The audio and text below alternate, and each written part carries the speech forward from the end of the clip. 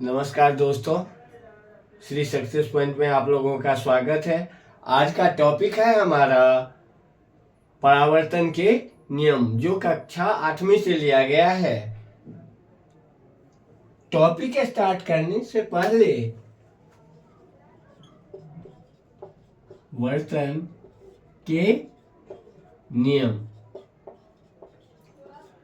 Laws of reflection.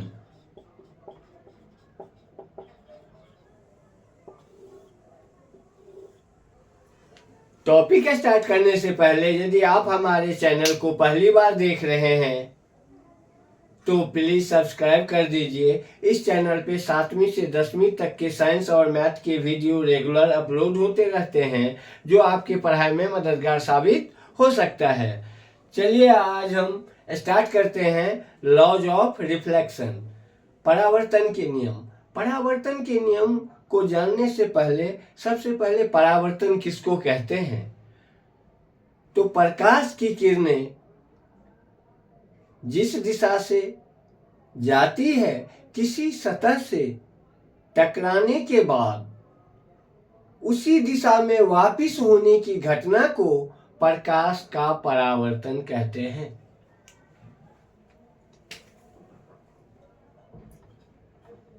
प्रकाश की किरणें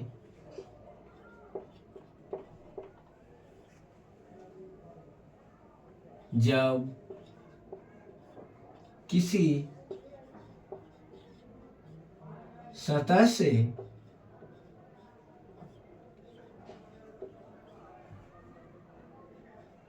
टकराने के पश्चात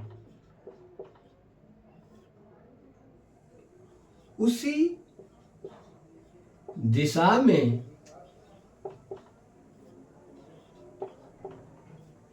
वापिस होने की घटना को प्रकाश का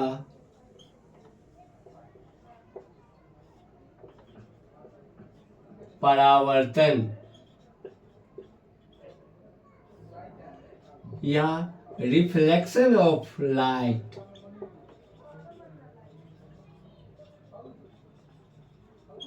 कहते हैं।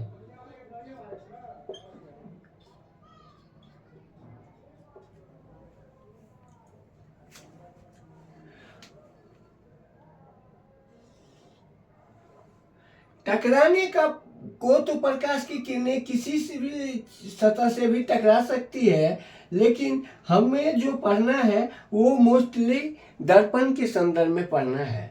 दर्पण से टकरा जब प्रकाश की किरणें टकराती है, परावर्तित तो होती है, तो क्या घटना किस प्रकार की होती है?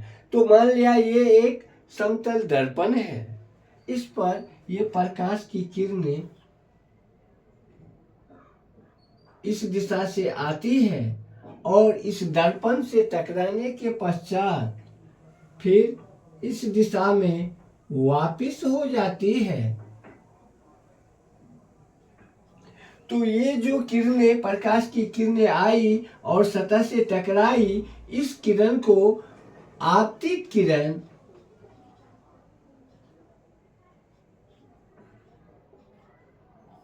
किरण या इंसिडेंट रेज कहते हैं।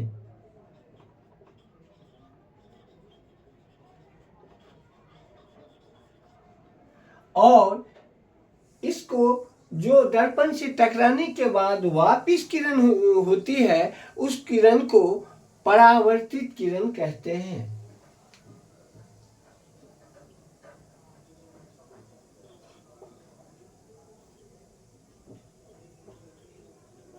किरण या रिफ्लेक्टेड रेज।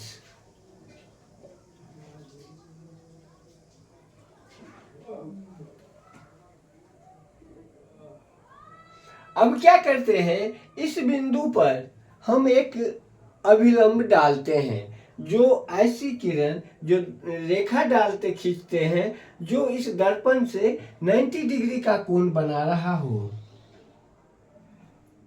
ऐसे। तो मान लेते हैं ये बिंदु ओ पी है।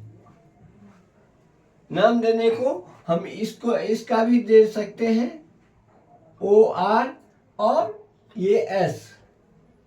ओ आर किरण एम एन दर्पण से ओ बिंदु पर टकराती है और फिर ये ओ एस दिशा में परावर्तित हो जाती है। अब इसमें ये जो ओपी हमने ओ बिंदु पर अभिलंब डाला है, तो ये अभिलंब और इंसिडेंट रेज जो है, इस किरण के बीच में जो एंगल बनता है उसको हम आपतित किरण कहते, आपतन कोण कहते हैं।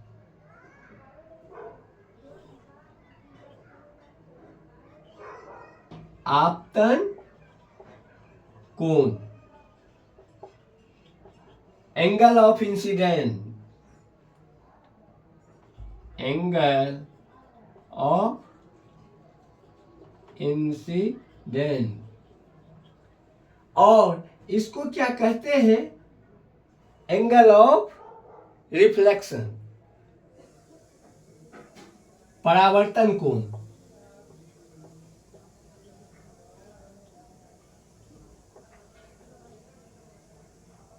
एंगल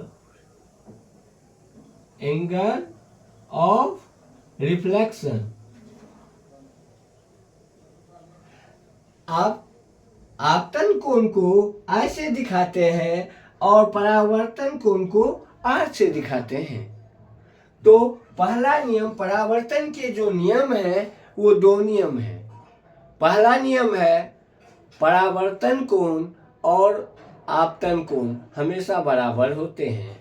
या हमने कुछ उल्टा बोल दिया, इसको सीधा इस ढंग से बोलेंगे, आपतन कोण और परावर्तन कोण हमेशा बराबर होते हैं। परावर्तन के नियम, कहेंगे परावर्तन के दो नियम हैं। पहला,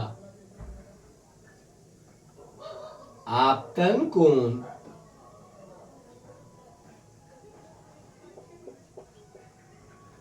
और परावर्तन कोण हमेशा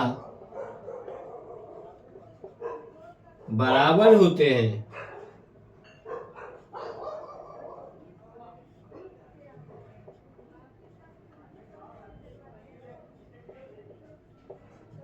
दूसरा,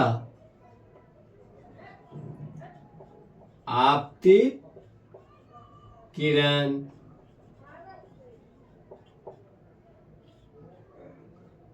आपतन बिंदु पर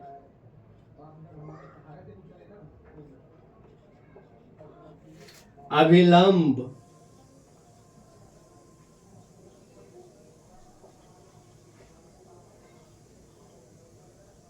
और परावर्तित किरणें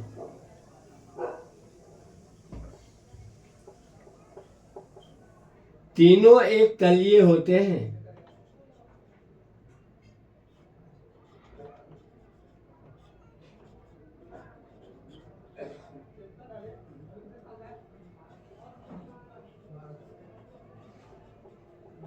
यही दो नियम है परावर्तन के।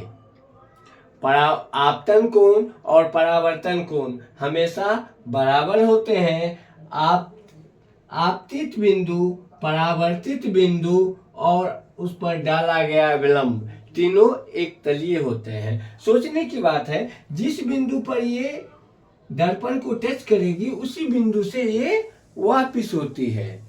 और अविलंब भी हम उसी तल पे बिंदु पे डालते हैं, इसलिए ये तीनों एक तलीय होते हैं। और अविलंब और एंगल रेज ऑफ इंसिडेंस के बीच में जो इंसिडेंट के बीच में जो एंगल बनता है उसे एंगल ऑफ इंसिडेंट कहते हैं, और अविलंब और रिफ्लेक्टेड रेज के बीच में जो एंगल बनता है उसे एंगल ऑफ रिफ्लेक्शन कहते हैं। हमेशा I=R, पहला नियम यही हो जाता है। दूसरा होता है आपतित किरण और अविलंब उस पर डाला गया अविलंब और परावर्तित किरणें तीनों एक तलीय होते हैं। यही दो नियम है परावर्तन के। यदि आपको ये वीडियो अच्छी लगे तो वीडियो को लाइक कर दीजिए, चैनल को सब्सक्राइब कर दीजिए और छात्रों को शेयर कर दीजिए। धन्यवाद।